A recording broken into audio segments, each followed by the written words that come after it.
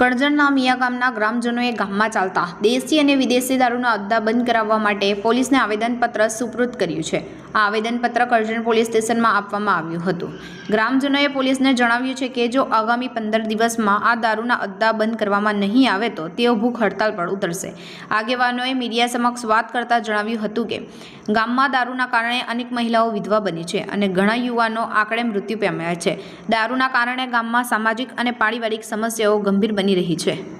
આજ રોજ મિયા ગામ ગ્રામજનો દ્વારા કરજણ પોલીસ સ્ટેશન એ મિયા ગામના રહીશો દ્વારા મિયા ગામ ગામે જે ચાલતા દેશી દારૂના અડ્ડાઓ, દેશી દારૂનું વેચાણ તેમજ અંગ્રેજી વિલાયતી દારૂનું વેચાણ બાબતે તેમજ મિયા ગામની આજુબાજુના વિસ્તારોમાં પણ ઇંગ્લિશ દારૂ ફૂલ જોશમાં વેચાય છે.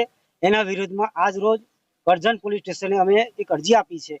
આ અરજી આપ્યા બાદ દિન 15માં તંત્ર દ્વારા કોઈ કાર્યવાહી નહીં થાય તો અમે ગ્રામજનો નક્કી કરેલા સ્થળ પર જે અગાઉ અરજી આપીને ભૂખ હડતાલ પર ઉતરીશું.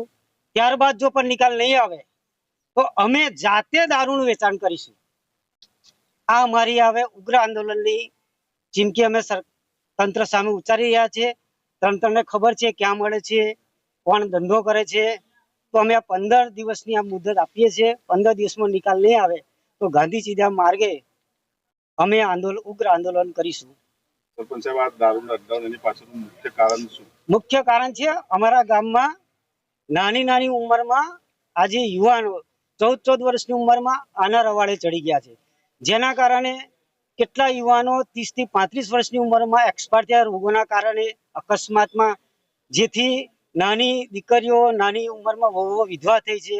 આજે લગભગ મારા ગામમાં 648 બહેનો વિધવા થઈ, જેમાંથી 432 બહેનો હોય છે એવી છે જેમની ઉંમર વિધવા થઈ ત્યારે માત્ર ને માત્ર 30 થી 32 વર્ષ હતી.